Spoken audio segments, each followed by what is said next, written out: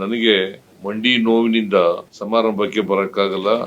ಈ ವಿಚಾರನೂ ಕೂಡ ಸಂಘದ ಅಧ್ಯಕ್ಷರ ಗಮನಕ್ಕೆ ತರ್ತಕ್ಕಂತ ಕೆಲಸವನ್ನ ಮಾಡಿದ್ದೇನೆ. ಹಾಗಾಗಿ ನಾನು ನಿಮ್ಮ ಸಮಾವೇಶ ಯಶಸ್ವಿಯಾಗಲಿ ಅಂತೇಳಿ ಹಾರೈಸ್ತೇನೆ. ಡೆಪ್ಟಿ ಚೀಫ್ ಮಿನಿಸ್ಟರ್ ಈ ಸಮಾವೇಶಕ್ಕೆ ಹಾಜರಾಗಿದ್ದಾರೆ. ಅವರು ಮಾತನಾಡ್ತಾರೆ. ನಾನು ಒಂದು ಸಂದೇಶವನ್ನ ಈ ಸಂದರ್ಭದಲ್ಲಿ ಕಳಿಸಲಿಕ್ಕೆ ಬಯಸ್ತೇನೆ.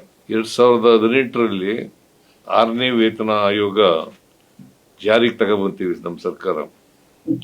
ಅಂದ್ರೆ 2013ರಿಂದ 18ರವರೆಗೆ ಕಾಂಗ್ರೆಸ್ ಪಕ್ಷದ ಸರ್ಕಾರ ಇತ್ತು. ಆಗ ನಾನೇ ಮುಖ್ಯಮಂತ್ರಿಯಾಗಿದ್ದೆ. ಆ ಸಂದರ್ಭದಲ್ಲಿ 30ರಷ್ಟು ವೇತನದಲ್ಲಿ ಹೆಚ್ಚಳವನ್ನ ಮಾಡಿದ್ರು. ಅದು ಜಾರಿ ಕೂಡ ಬಂದಿದೆ.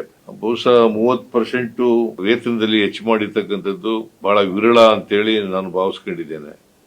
ಆಮೇಲೆ 2024ರಲ್ಲಿ 7ನೇ ವೇತನ ಆಯೋಗ ಜಾರಿಗೆ ತಂದು 27.5% ವೇತನದಲ್ಲಿ ಹೆಚ್ಚಳವನ್ನ ಮಾಡಿದ್ದೇವೆ. 2015ರಲ್ಲಿ ಸರ್ಕಾರಿ ನೌಕರರು ಹಾಗೂ ಅವರ ಕುಟುಂಬದವರಿಗೆ 7 ಗಂಭೀರ ಕಾಯಿಲೆಗಳಿಗೆ ವೈದ್ಯಕೀಯ ಚಿಕಿತ್ಸೆ ನೀಡುವ ಉದ್ದೇಶದಿಂದ ನಗದು ರಹಿತ ಜ್ಯೋತಿ ಸಂಜೀವಿನಿ ಯೋಜನೆಯನ್ನು ಜಾರಿಗೆ ತರಲಾಯಿತು. ದಿನಾಂಕ 1/4/2006ರ ಪೂರ್ವದಲ್ಲಿ ಹೊರಡಿಸಲಾದ ನೇಮಕಾತಿ ಅಧಿಸೂಚನೆಯನ್ವಯ ಆಯ್ಕೆಯಾಗಿ ತದನಂತರದಲ್ಲಿ ಸರ್ಕಾರಿ ಸೇವೆಗೆ ಸೇರಿದ 11,500 ಸರ್ಕಾರಿ ನೌಕರರನ್ನು ಹಿಂದಿನ ಡಿಫೈನ್ ಪಿಂಚಣಿಗೆ ಒಳಪಡಿಸಿ ಆದೇಶ ಹೊರಡಿಸಲಾಗಿದೆ.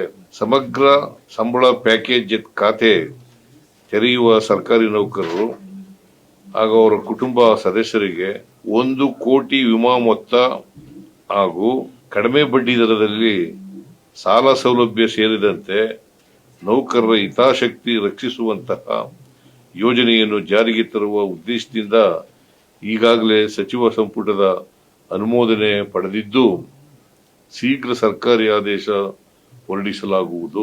ಪ್ರಸ್ತುತ ಸರ್ಕಾರದ ಮುಂದಿರುವ ಪ್ರಮುಖ ಬೇಡಿಕೆಗಳು ಅವ್ಯಾವೆಂದರೆ ರಾಜ್ಯ ಸರ್ಕಾರಿ ನೌಕರರು ಮತ್ತು ಅವಲಂಬಿತ ಕುಟುಂಬ ಸದಸ್ಯರಿಗೆ ನಗದು ರಹಿತ ಚಿಕಿತ್ಸಾ ಸೌಲಭ್ಯ ಕಲ್ಪಿಸುವ ಕರ್ನಾಟಕ ಆರೋಗ್ಯ ಸಂಜೀವಿನಿ ಯೋಜನೆ.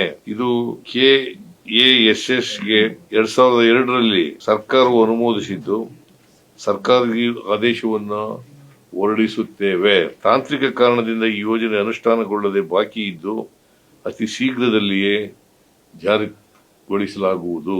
NPS ರದ್ದುಪಡಿಸಿ OPS ಮಾಡಬೇಕು ಅಂತಕ್ಕಂಥದ್ದು ಒಂದು ಬೇಡಿಕೆ ಇದೆ. ಈ ಬೇಡಿಕೆ ಬಗ್ಗೆ ಸರ್ಕಾರಿ ನೌಕರರು ಮನವಿಯನ್ನ ಕೂಡ ಮಾಡಿದ್ದಾರೆ.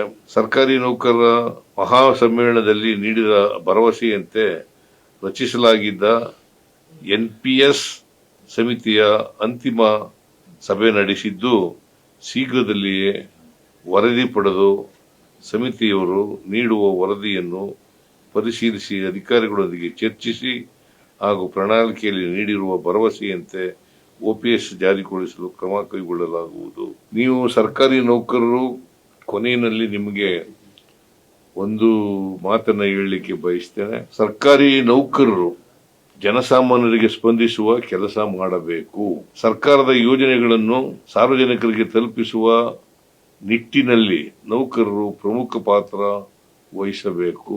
ಈ 2 ಪ್ರಮುಖವಾದಂತಹ ವಿಚಾರಗಳನ್ನ ನಿಮ್ಮ ಬಳಿ ಪ್ರಸ್ತಾಪ ಮಾಡಿ ನನ್ನ ವಿಡಿಯೋ ಕಾನ್ಫರೆನ್ಸ್ ಮಾತುಗಳನ್ನ ಮುಗಿಸ್ತಾ ಇದ್ದೇನೆ. ನಿಮ್ಮೆಲ್ಲರಿಗೂ ಶುಭಾಶಯಗಳು.